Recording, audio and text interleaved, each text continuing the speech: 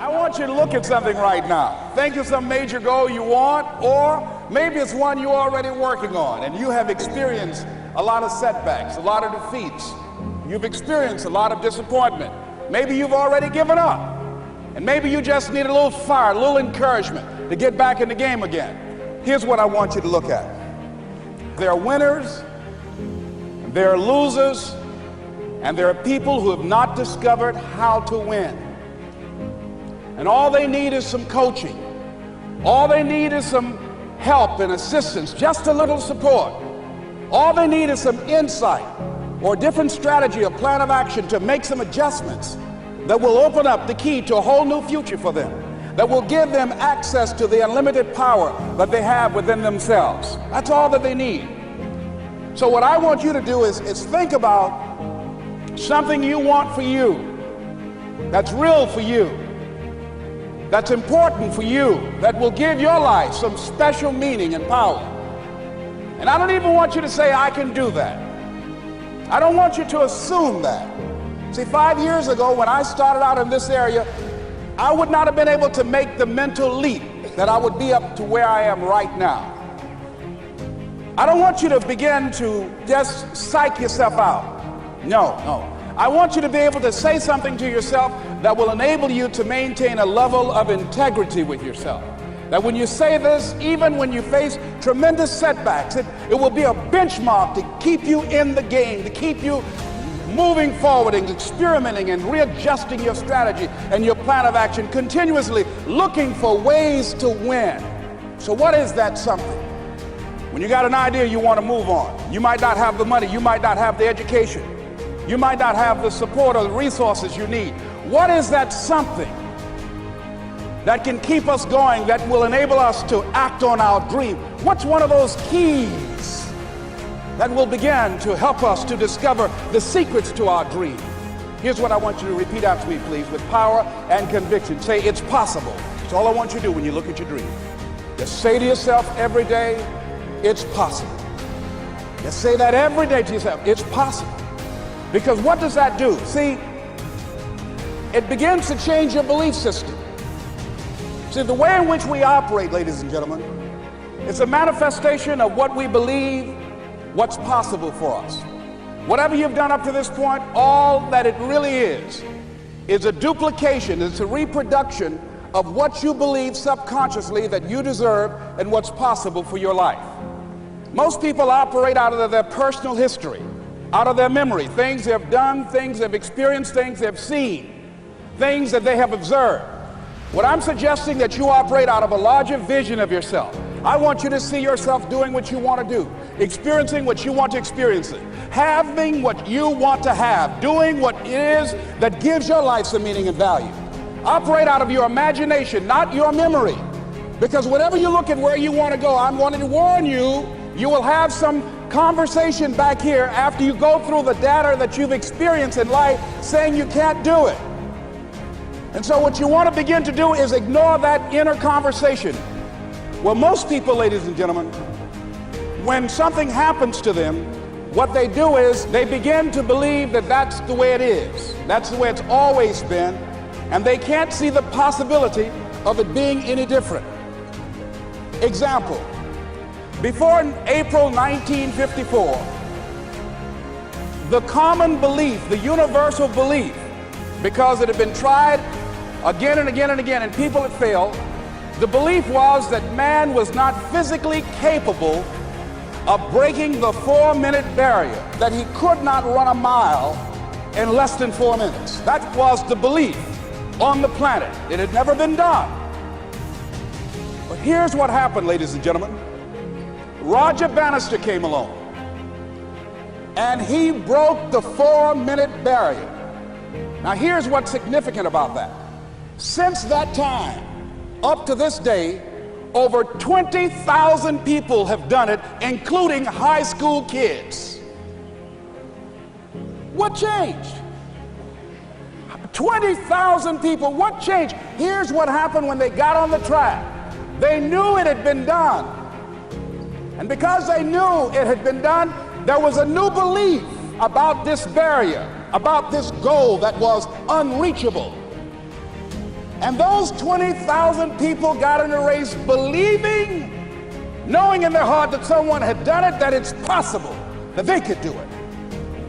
And I'm saying that if you know anybody that had some goal, some dream, something they wanted to do, and they did it, then I'm saying that you know in your heart that if someone has done it, then you can do it. It's possible. And that if someone can make their dream become a reality, that it's possible that you can make your dream become reality. And so as you begin to look at where you want to go, beginning to embrace that, it's possible. I'm blessed and highly favored. I've got a lot going for me. I got some good stuff in me. And it's possible that I can bring my greatness out here in the universe. That I can do what I want to do. It's possible I can write my own book. I can have my own business. I can take the trip and travel around the world. It's possible. I can bounce back from adversity and reinvent my life. It's possible. Regardless of where I am, the things can get better for me. It's possible. I'm thinking about two men right here in Chicago who were fairly successful, similar background, educated. They worked for a corporation for many years, and they were among many people that were laid off. Two guys who were very good friends. One went out looking for a job for several weeks along with the other one, and they faced disappointment and rejection again and again and again. They couldn't find any work, which is the story of many people across this country. One guy stopped. He became discouraged. He stopped going. He stayed home looking at television, became very argumentative and toxic with his wife, drinking beer, getting on the phone, talking to his other negative, unemployed friends, and he just gave up. The other guy kept looking for a job everywhere he could go. Every time he could get an opportunity, kept asking people, networking, checking the newspapers every day, kept going everywhere he could, trying to find a job. You have too much education, you're overqualified, you won't be here long enough. He kept going, he kept going. He went to a place and said, look here, I tell you what, if you can't hire me, and I know you can use my talents, abilities, and skills, I don't want to sit home and do nothing. Just let me do some volunteer work. You don't have to give me anything, all right? I just want to work. I want to be busy. Guy said, okay, it's on you now, but don't expect me to give you anything. It's okay. This guy came in and worked. He was the first one there. The last one to leave was the best employee there. About 4 weeks later, one of the top managers quit. They were looking for a replacement. Guess who they selected? This other guy. This guy who was volunteering his time. He got the job. What was the difference between the two men? Eyesight and mindsight. Eyesight is judging on what you see, judging according to appearances. But mindsight is how you interpret what you see. One guy said, it's not possible, it's over, I'm finished. I can't do it. I can't make it. He surrendered. I've faced rejection again and again. I'm not going anymore. There are no jobs out there. But this other guy, he felt that in spite of the no's and rejections, in spite of how bad the economy is, in spite of what the newspapers are saying, that it's possible that somebody somewhere will give me a job. He just kept going, thinking it was possible. And guess what, ladies and gentlemen? That's what we have to do with our dreams. Because things happen to you in life that you can never, ever anticipate. And many times when those things happen, you want to give up. See, I'm saying just keep moving. Don't start feeling sorry for yourself. Don't spend time blaming and talking about what happened to you. See, whatever you talk about, that's what you multiply and expand in your life experience. So don't talk about stuff unless you want it to keep on happening to you, all right? You want to make your dream come true, you got to stay focused. Some people rather get even than get ahead. Stay focused on where you want to go. You've got to be willing to stay focused, to be creative, to be relentless, because things are going to happen to you when you're working on your dream. When you know within yourself that there's something you want to do, and I believe that all of us were born with a purpose, that all of us have something that we are supposed to do, that all of us have some goodness within us, and that goodness gives us a responsibility to manifest our greatness. And when you know that, you can feel it in your guts, and you know that you're deliberately operating below your potential. You've gotten comfortable.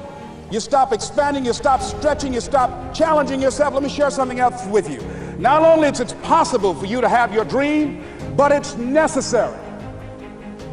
It's necessary that you have it, that you work on it, that you develop yourself, that you go for what is yours in the universe. I have a friend that at the beginning of the year I was in Los Angeles giving a speech, and I do a seminar teaching people how to become involved in the speaking business, and also one called Speaking with Power, teaching people how to begin to develop their communication skills. And this friend, I said, I want you to work with me. I called her up. She said, Les, are you sure I can do it? Sure you can. You have a PhD in communications. I don't have that. If I can do it, sure you can do it. In fact, I'm going to give you the support that you need. Here's what I realized, ladies and gentlemen. We only have enough energy to take us to a certain level, but it's necessary that we assemble ourselves with other people who share our vision, other people that can see it for us, to give ourselves a home court advantage. It's necessary that you seek out other people who think like you, who are growing, who have decided that they are not satisfied with where they are. See, I don't believe that necessity is the mother of invention. No, necessity, in my opinion, is not the mother of invention. Refusing to accept things the way that they are is the mother of invention. You decide, I'm not going to settle for this. This is not going to be it for my life. I deserve more than this. See, that will start making you do some stuff. See, a lot of people go to work every day miserable, and all they do is just talk about how miserable they are. But they don't do anything about it. So I was telling her that I knew she hated her job with a passion. I said, you can do this. You got more going for you than I have going for me. And we've been going through this for years, ladies and gentlemen. She'd been to my seminar speaking for a living. She brought her husband, and that was one of the major problems that I realized that happened in her life. He couldn't see it for her. So you gotta make sure that you have people in your life that can see it for you, that will encourage you. And you are the vessel, you are the outlet for the universe, that you've been selected. There's something for you to do. I believe all of us have some purpose for being here. You've got to find ways to increase your sense of self-appreciation, because if you don't, you're bombarded with negative stuff every day that beats you down, and you will find yourself unconsciously engaged in self-destructive behavior. If you don't program yourself, life will program you.